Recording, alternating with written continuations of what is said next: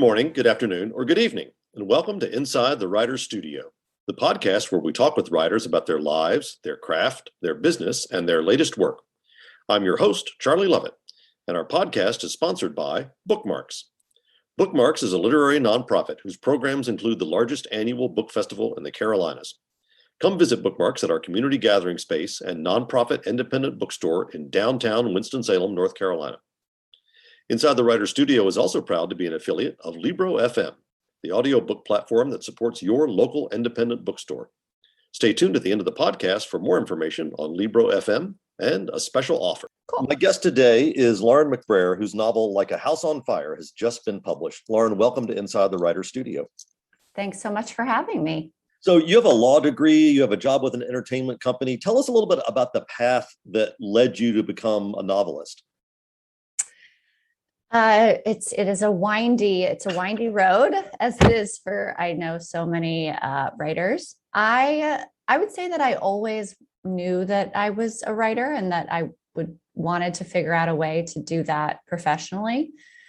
But as a college student, with debt and the need to make money and pay bills, I looked ahead at my life graduating from college and thought, I don't know how to do this. I need to do something to pay my bills. So I went to law school, as you do. When you're trying to figure out how to make money, you take on a bunch of additional debt. But I went to law school to try to, find a way for myself and convince myself that being an artist and being a writer, wasn't practical. So I went to law school, got a job at a law firm doing entertainment law, was sort of set up to pursue this path, and just felt this kind of ache inside of me that this isn't what I want to be doing, full time with my life. So I started writing pretty early after starting my career as an attorney. And it started with young adult novels. I published 3 of those under my married name years ago. And it was always this thing that I did on the side, that I did to sort of save my life and to give me sanity and all these things while I had this completely separate professional, identity. But about 3 years ago, I knew I didn't have any more young adult novels in me.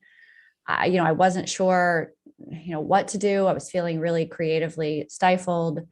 And the idea for this book arrived like a gift. And it's very different from my previous work, but it feels completely in harmony with who I am as a creator. So I'm excited for what's next. And I guess I just say that to aspiring writers, both, it doesn't have to be your main job. It doesn't have to be your first job, but the things you ultimately end up writing don't have to be the things that you write first, where you sort of wet your whistle as an artist. I sort of do that and then get to the place that you think you belong. Now, my wife will vouch for me when I say this. This was pretty much a one-sitting novel for me. I just ripped through this thing in an afternoon because I couldn't put it down. And it's one of those novels where I would really love to talk about the ending, but we are not spoilers here at Inside the Writer's Studio, so we're not going to talk about the ending. I'm just going to tell my listeners, oh my God, the ending. Okay, so I'll just leave it at that. But so without any spoilers, tell us a little bit about what Like a House on Fire, what the novel is about. Yeah, great. It is the story of a woman named Merritt, who, when we meet her, is in her mid to late 30s. She's a wife and a mother. She has a perfectly nice, and I don't even mean that in a condescending way, but a perfectly nice husband who was her college sweetheart. She has 2 young kids, and she's coming back to the workforce after taking several years off to attempt a painting career, which has failed sort of epically. And she thinks, I'm kind of in the doldrums, as you are with young kids and trying to be a work from home mom and artist. So she thinks, I'll go back to work to try to get my spark back and to get my mojo back and remember who I am outside of these roles that I play at home.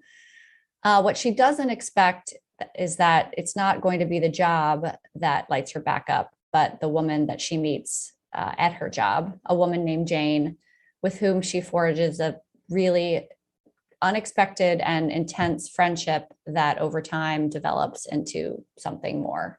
Yep. And at the ending, you mentioned the ending, and again, no spoilers. I love that you don't give them. There's, I don't think it's too much to give away that the ending, that there is an epilogue. So there's a time jump in the end of the novel, and some readers, as you do with an epilogue, feel like they want to know what happens in that period of time between the last chapter and the epilogue. And I was talking about this with a friend recently, that the thing obviously readers don't know is that epilogue was the product of the weekend before this book went out on submission to publishers. It was ready to go. Manuscript was like packaged up in an email, ready to send to go out with it. My agent was ready to take it out. And I just felt this kind of nagging feeling inside. I was like, this isn't how it ends. There's more. So I sat down and wrote what became the epilogue in one sitting. Yeah. Didn't lift my fingers off the keys. Sent it to my agent and said, what do you think about adding this as an epilogue? She's like, we have to include it.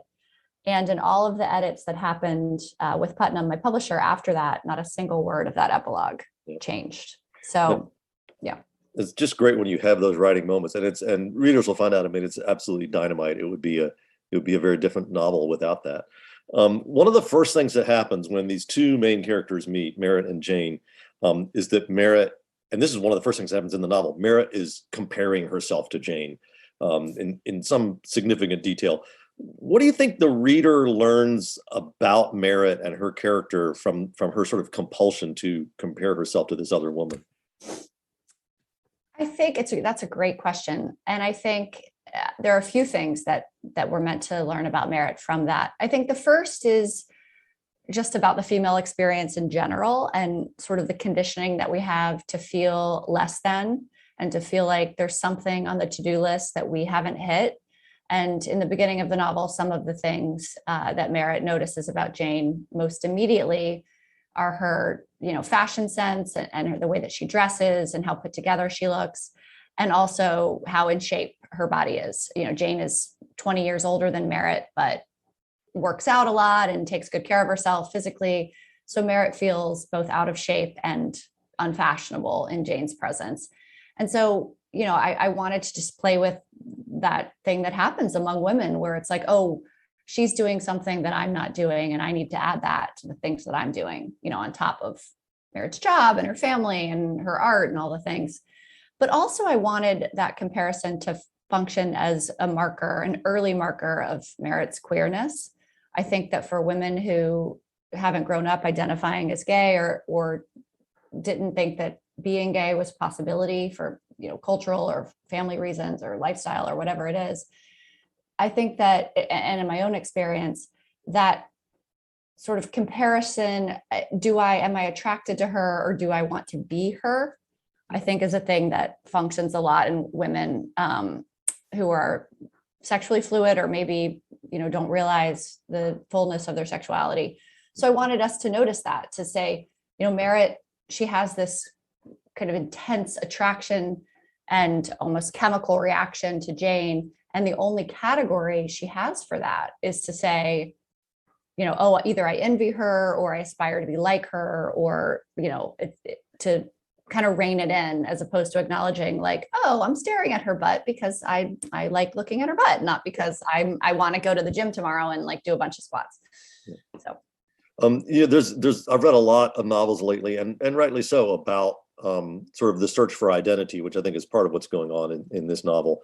And some of that is gender and sexual orientation, and some of it is other things. But it sort of takes me back to a speech I heard Laverne Cox give some years ago at my younger child's college graduation, about that search for identity is not something that you get to the end of and you're like, okay, I found it. This is who I am. Being end of discussion. That it's more of a moving target.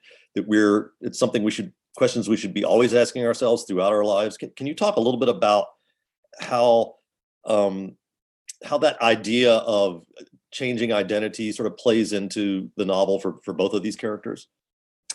Yeah, I think for Merritt, she has come to a place in her life where, at least in the beginning of the novel, she doesn't feel entitled to ask these questions about who she is anymore. She's reached a point in her life where she's kind of, quote unquote, settled with the marriage and the kids and the loft apartment in San Francisco, and even this new job that she gets at the start of the novel.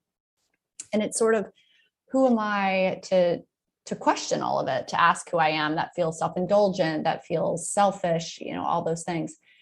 But once she meets Jane and she experiences these unexpected feelings for her and this awakening of a desire that feels really organic to her person and not something laid on her by culture or, society, she starts to ask, what do I really want? Who am I really? And she makes a lot of mistakes in the novel. And I think that is great for self-discovery when you really mess up. But so because of her relationship with Jane, she starts questioning, what do I want? Who am I? And what I think we see once she and Jane, develop their relationship is that Merritt is now a person who will continually ask those questions, just as you say. And it's this awareness that we are ever changing. And this lie that we become a thing and we stay that thing keeps people, I think Merritt realizes, unhappy and, and stuck. Yeah. So I think the answer to your question is that, yes, we are always ever becoming. We forget that as humans. And I think women in particular forget that when they settle into these, preordained roles that women are supposed to play. But then once we come alive, we realize that there's beauty in the ever shifting and the constantly evolving. And Merritt kind of submits to that in the second half of the novel and allows herself to imagine 1,000 different outcomes to her life, which she had never before. So when we meet her, Merritt she's got, as you say, 2 small children. She's married to this guy, Corey. And to me, Corey seems, at the outset at least, more interested in fulfilling his own needs than or his own perceived needs, at least, than he is in fulfilling those of his wife and his kids. But so tell us a little bit about that marriage, and also about how, because I think you did such a good job of this, you managed to make Corey believable and even at times likable, not allowing him to sort of slide into that cartoonish stereotype of the bad husband. Even though at times, obviously, we can see that he's maybe not making the greatest choices for his marriage. How did you strike that balance?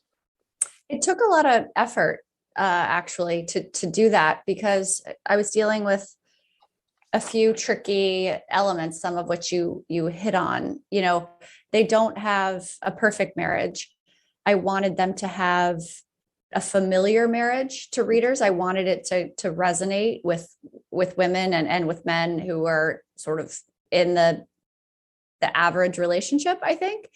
But it's a book that involves, I don't think this is a spoiler, you can probably guess from the summary, it's a book that involves infidelity. Yeah. And I wanted to be careful to both not give Merritt sort of a free pass because her marriage is so bad that you're like rooting for her to cheat.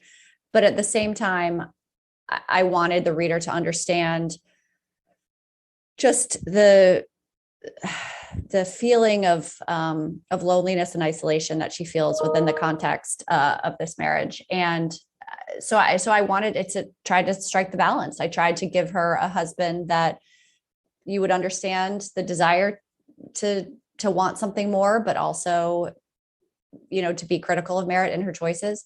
I just tried to give Corey as much humanity as possible in the writing of him. He's a guy who, is well-intentioned, but he is really focused on his career, which, a lot of husbands and men are. And he's fairly avoidant emotionally. We don't learn a lot about Corey's upbringing or his family, but, what I know of him as a character is just, he comes from divorced parents who didn't take a lot of time to get to know him. So he threw himself into academics and performance and a career. And so he's doing the best he can. He doesn't have the skills to really engage with Merritt the way that she wants. And it's not his fault, but at the same time, I wanted to ask the question, does Merritt just have an obligation to spend the rest of her life with a partner like this? Yeah. Or is she allowed to want something more and to want something different than she wanted at 20 years old? Yeah. It feels to me like in some ways, Merritt needs Jane's prodding in order to have the perspective to realize the tedium that her marriage has become. Can you comment on that dynamic, both in life and in the novel, that sometimes we need other people's perspectives looking back on our lives in order to give us an honest look at ourselves? Yeah, absolutely. In my own life, this has been very true. That it's been girlfriends, close friends over the years, who both point out things that I don't see about my relationships and myself, but also they kind of bear witness to my experience to say, here's what you've said over time. Here's what I'm hearing. Here are the themes that are consistent over the years, which, as humans, we like to tell ourselves stories that keep us happy and keep us content. And I think sometimes we forget our own unhappiness in an effort to sort of muscle through. So I wanted Jane to do that, to sort of reflect back to Merritt what she sees and what she hears. But also I wanted Jane to see Merritt the way that Merritt could ultimately see herself. Jane doesn't care that Merritt's a wife or a mother or a PTA mom or any of the things that Merritt does in her separate home life. Jane sees Merritt as just a woman who's a talented architect, who's funny, who's sort of clumsy and quirky. And from the outset, she just likes her. She just sees her and is like, I like you as a person. You haven't had to do anything or prove anything to me to earn it. We just have a rapport and a chemistry. And I wanted that to function as a gift for Merritt, for her to sort of like have this relationship in her life with someone she really admires and respects, that she hasn't had to work for. And she just got just as a grace. And then from there, that their relationship deepens and grows, and it becomes so much more. But it was important to me that Merritt didn't, perform a role that Jane, liked her for. Jane doesn't like Merritt because she kills it at work in their first meeting. She likes her in her first interview before she's opened her portfolio. And I think that there's something really beautiful about that, both as a romantic storyline, but also as just humans connecting, to just lay it all down and be like, wow, somebody just likes me just because of me, You talked about female friendship, which I think, plays an important part in this novel, and I think in what's behind this novel. And keep in mind, I'm asking this question as a man.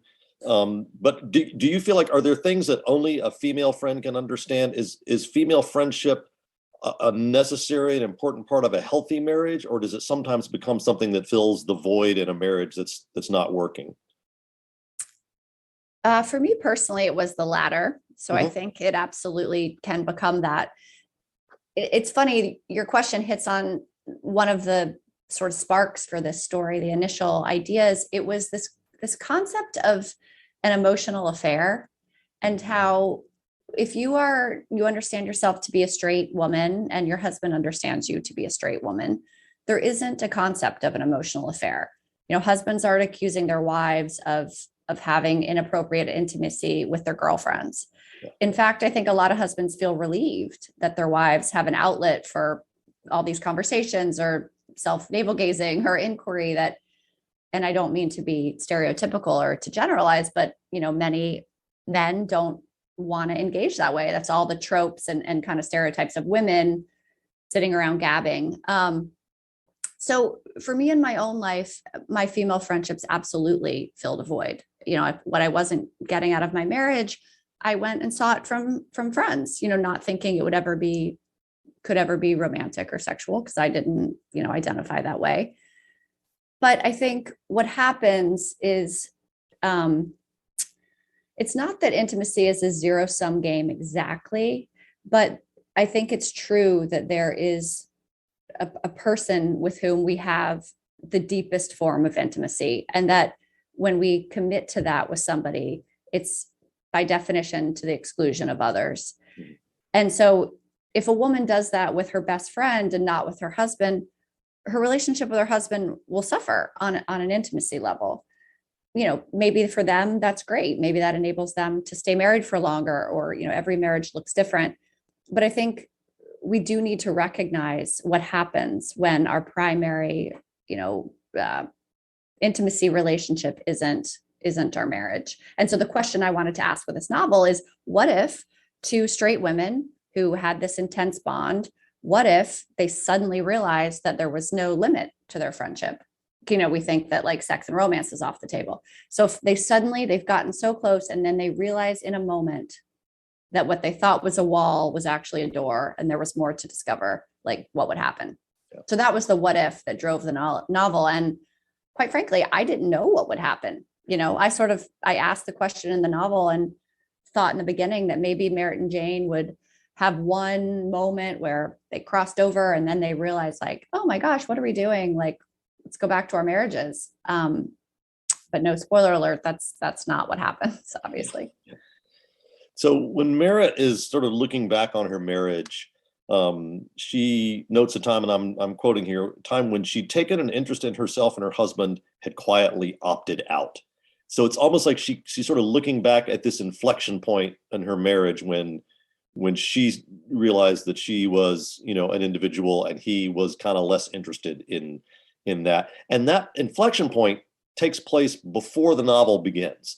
And I wanted to ask you, as a writer, what is a challenge of putting an important point like that prior to the beginning of your narrative and still having it sort of work as it does in the context of the book? Yeah, great question. It's tricky. I mean, the answer is the two choices are embedded in that choice. One is the decision to have the bulk of the sort of like inflection point is a great way that you put it, but just kind of the problems that arose with Merritt and Corey. I put those before the novel begins. It's already there, but also to kick off the what am I trying to say? To push off the relationship with Jane and Merritt as it develops to what it develops. It's much later in the novel. There were two choices there that I wanted to kind of have Merritt and Corey's marital problems be a prelude, but I also didn't want to put Merritt and Jane's relationship, sort of the sparks that arise between them at the beginning of the novel. And I made those choices for two reasons. One, because I didn't want to make the novel entirely about Merritt's marriage. This isn't a story about a marriage exactly. Merritt's marriage is part of it, but it's ultimately a story about Merritt, which relates to the other part of it. It's a story about Merritt and Jane, absolutely, and it's a love story. But the bulk of the novel is actually Merritt's experience with herself and sort of coming to terms with what has already happened in her marriage, who she is now, and ultimately who she wants to be. So I think in the present, it was important for me to have, a good chunk of the novel where Merritt is not being activated by either of these relationships, in a plot-driven, dramatic way. There's not some fight with Corey that she's reacting to, and there's not some proposition from Jane that she's reacting to. So, as for how it works in the novel, I think it's a bit tricky, having it off the page with everything that's happened with Merritt and Corey, particularly in a third person limited point of view where we're only hearing Merritt's perspective.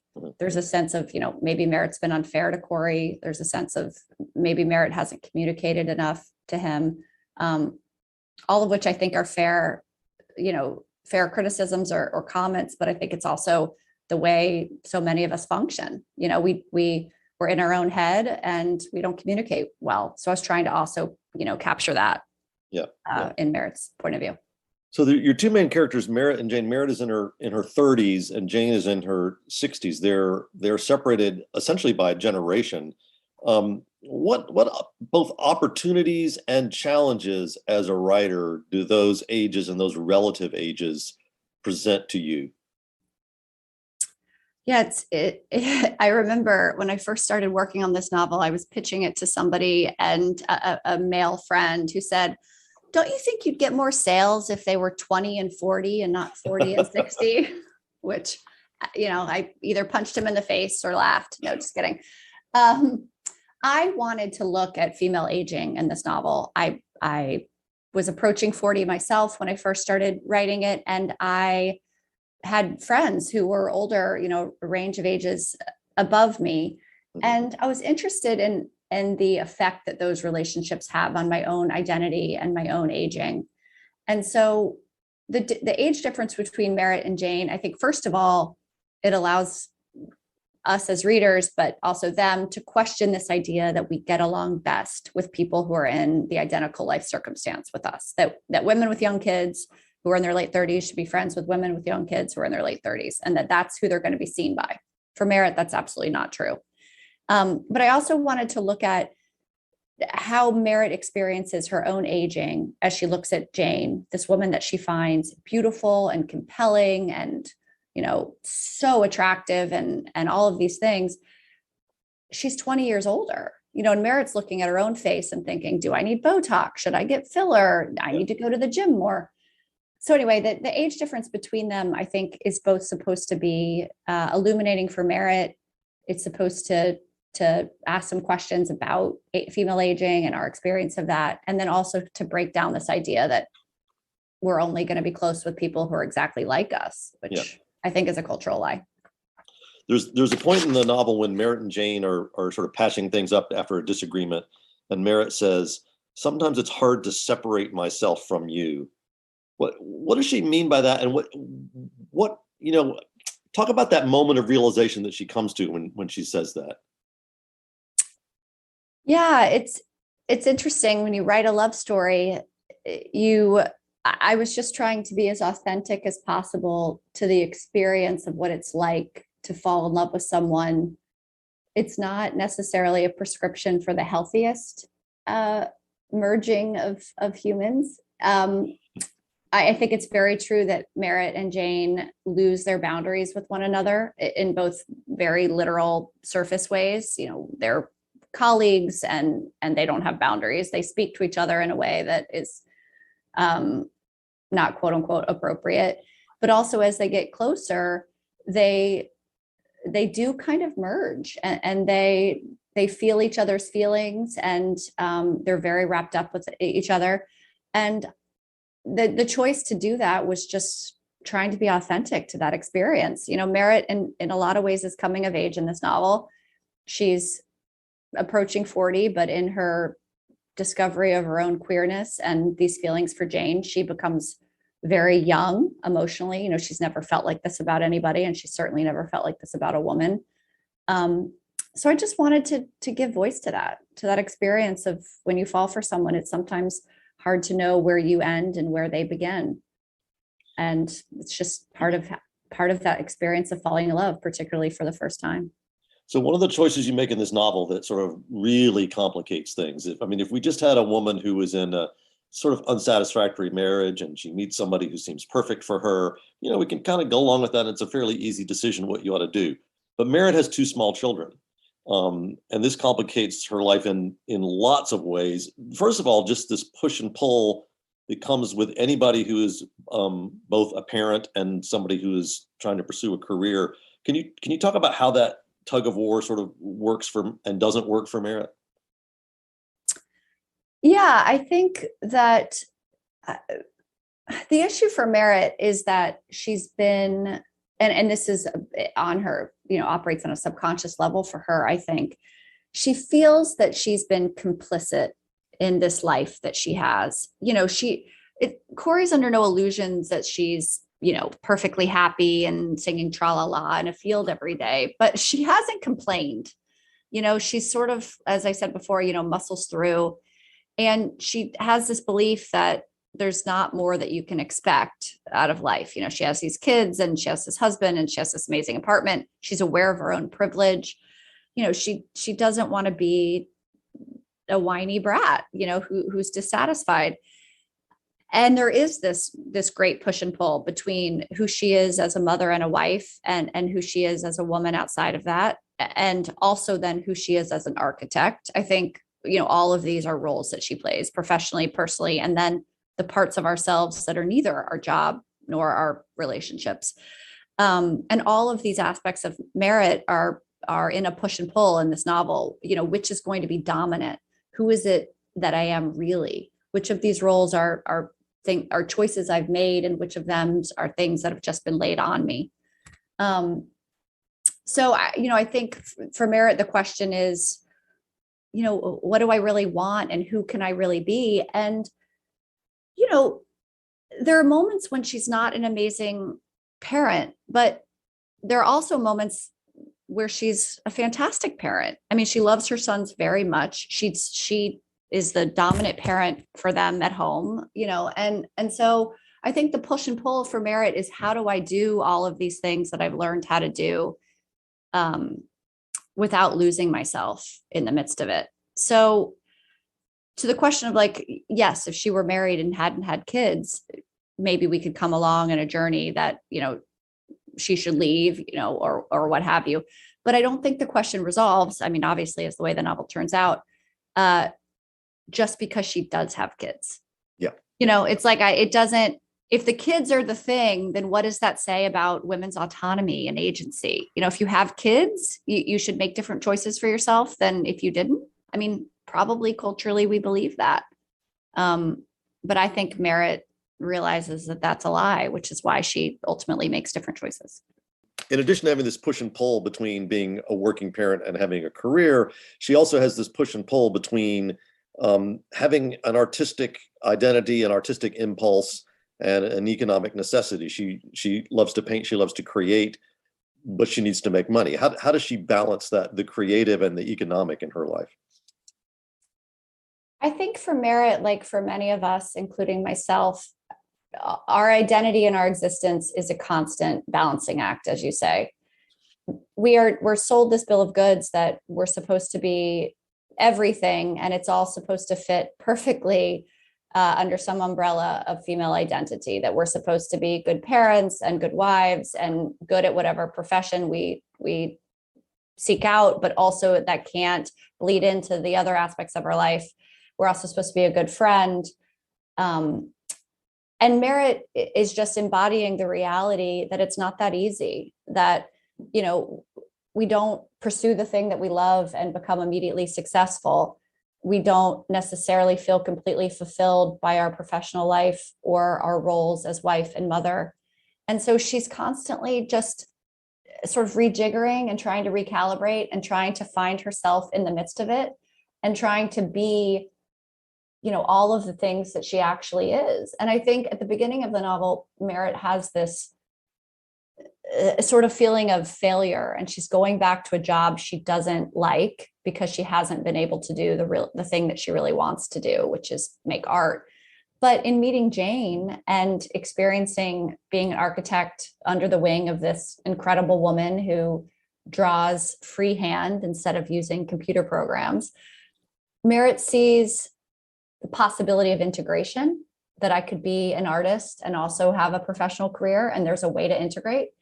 And I think that that's what happens personally for her. She sees a way of integration. I can be all of the things that I am when I'm with this woman that I haven't felt at home. So the question Merritt begins to ask herself is like, which life do I want? Do I want a life with Jane, or do I want a life with Corey and the kids? But the point is, that's a false binary.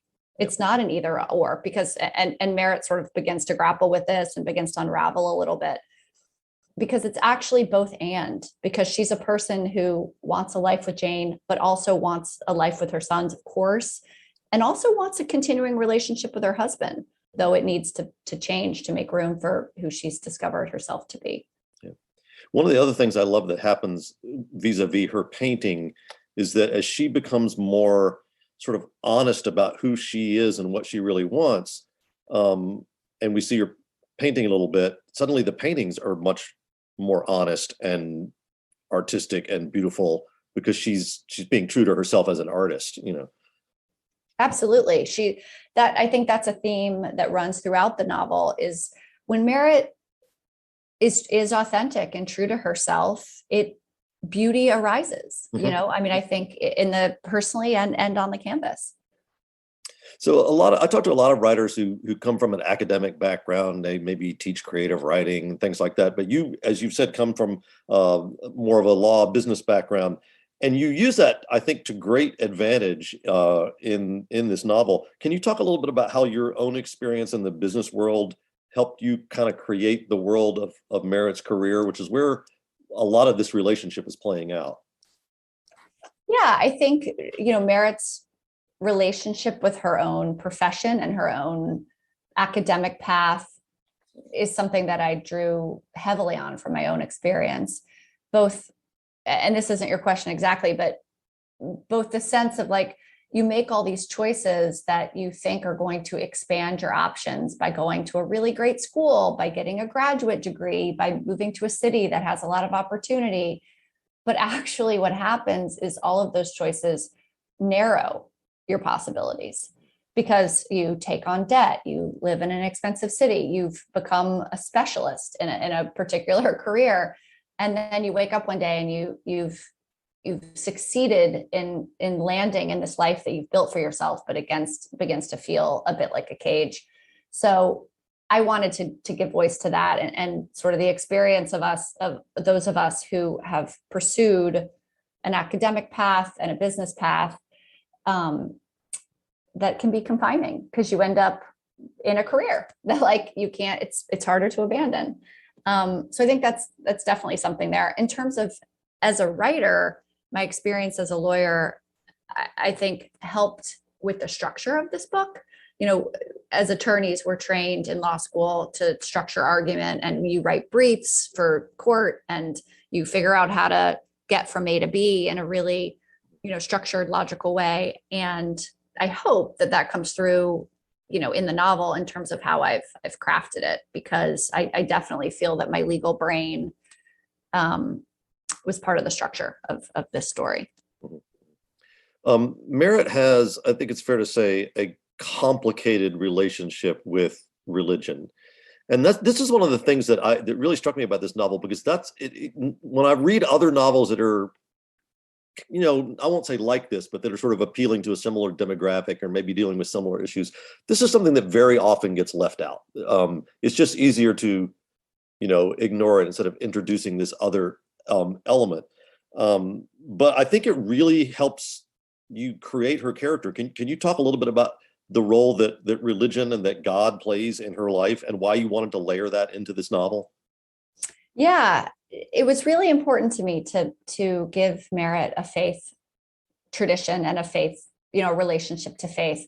I think in part because it's true to so many of us, so many people have a relationship with the higher power, with the divine. For many of us in America, it's grounded in Christianity. For Merritt, it's grounded in pretty conservative evangelical Christianity. She grew up in Florida. Her parents are quite conservative. She grew up in churches, all of that. And so I wanted to do that because I think it's a universal or near universal experience. But more than that, I wanted religion and faith to function the same way that sexuality functions actually in this novel, which is to say, I wanted to give it a lot of shades of gray and to not make anything binary. We tend to fall into these, habits of reducing everything to a black and white. So, a religious quote unquote person behaves this way. Right. Or in order to make these choices, you must be a person who has no morals or has no relationship to God. So I wanted to just layer on all these shades of gray and to let Merritt wrestle with the truth of who she is and the complexity of all of that. And for Merritt, the thing that was important to me in this novel that I didn't want to be too heavy-handed about was that there is a sense in which Merritt's growing relationship with Jane mirrors her relationship to God. And it's really tricky because I'm talking about, a lesbian romance. I'm talking about infidelity. So it's a tricky place to go. But when Merritt connects to the divine as she has in her life, not in the context of her parents, church and religion, but with her own separate relationship with God, when she connects to that same feeling when she's painting and when she feels alive doing that, it parallels how she feels when she connects with Jane. And in all three of those situations, what Merritt is doing is experiencing the fullness of being alive and feeling just electrified with existence. And I think it's just what we experience in life, that there are people who take us outside of ourselves, who create this transcendent experience. Creativity does that too. And a relationship with God does that. And I wanted to look at all of those in this novel and say, what are the things that make people, humans, women come alive. And I can't, it's hard for me, and this is revealing my own lens and point of view. It's hard for me to say that in one of these instances, the feeling that you get in a church, that's something that we need to like cultivate and pursue. But the feeling we feel pursuing art, or how we feel in love, that those are somehow inferior. I wanted to say they're all the same experience. Let's look at it. Let's see what makes us feel that way. And so that's what Merit does. I really feel like to me, it made it a much richer novel and just more complicated. I love complication. I want to, before we go to the speed round, I want to end on a little less heavy note, and that is just the sensuality of this novel. There are so many smells and tastes. Like there's these meals that I desperately want to be a part of. I want to come to San Francisco and eat all this great food. Can you talk just briefly about sort of how you envision and the smell, the taste, the feel of a scene, and then sort of work those details into the writing? Yeah, it's, for me, I think when I was writing young adult novels years ago, there's a romantic element in all of them. And it really was tough for me. I knew it in the moment, and I know it looking back, to add that evocative quality, to sort of like have my characters smell each other and sort of taste each other if they're kissing, and how it feels to be around someone, and the meals that they have, as you say. It was a struggle. It always felt a little bit artificial and a little bit constructed, and it wasn't my favorite thing to do. In this novel, by contrast, it happened so organically, and I really believe it arose from the characters themselves, because I got to know these women so well in my brain. I mean, they spoke to me like they were alive. And once I could inhabit them, and I could envision them in these restaurants, in Jane's kitchen, making salmon or chicken, or Danish food that she's cooking, I felt their presence. I felt myself there. And so for me, to create the smells and tastes, it came really naturally. And I'll say, not to get too personal, but in my own life, I was writing a lot of this in the beginning of the pandemic in early 2020. And I was stuck alone in my house with a marriage that was not going very well, with 3 kids who were doing school on Zoom. And I was trying to do my job and write this book. And it was literally the opposite of a crowded restaurant or a delicious meal with exotic ingredients, or, incredible sex with this incredible lover. So there was a great degree of wish fulfillment in the writing of this novel also, which I think helps. Well, we like to end every episode of Inside the Writer's Studio with the same 10 questions. You should be able to answer each of them in just a few words, but hopefully they'll give our listeners a little insight into you and to your writing. So if you're ready, we will begin. Let's do it. What word do you love to work into your writing? I guess I would say metaphor. Okay. I'd like to use them, and also use the word metaphor. What word do you hate to encounter in other people's writing? Honestly. Where is your favorite place to write? A hotel bar. Where could you never write? In an office. To what rule of grammar do you pay least attention? Run-on sentences. Oh, yeah. What was the first book you remember reading? Prince of Tides by Pat Conroy. What are you reading now? Waking Up in the Dark by Clark Strand. What book would you like to have written? State of Wonder by Ann Patchett. Mm-hmm. What sort of book would you like to write, but probably never will? A really delicious thriller with twists and turns. And finally, what would you like to hear a reader tell you? That this book saved their life. This has been Inside the Writer's Studio. I'm your host, Charlie Lovett, and my guest today has been Lauren McBrayer, whose novel, Like a House on Fire, is available wherever books are sold. Lauren, thanks for joining us. Thanks so much for having me. Inside the Writer's Studio is sponsored by Bookmarks, a literary nonprofit that runs the largest annual book festival in the Carolinas. and operates a community gathering place and nonprofit independent bookstore in downtown Winston-Salem, North Carolina. To find out more about Bookmarks and all its programs, visit www.bookmarksnc.org. Inside the Writer's Studio is proud to be affiliated with Libro FM. Unlike other audiobook platforms, Libro FM supports your local independent bookstore. Whether you buy a single book or, like me, a monthly subscription, you can link your account to your local store or to Bookmarks to support literary community. For a special 2-for-1 offer, go to Libro.fm and use the discount code WRITERS. If you've enjoyed Inside the Writer's Studio, please consider leaving a rating or review online at Apple Podcasts or wherever you get your podcasts. Inside the Writer's Studio posts new episodes on the 1st and 15th of every month. In our next episode, I'll be talking to Elle Casamano, author of the Finley Donovan books. Until then, thanks for listening, and may you read with wonder and write with passion.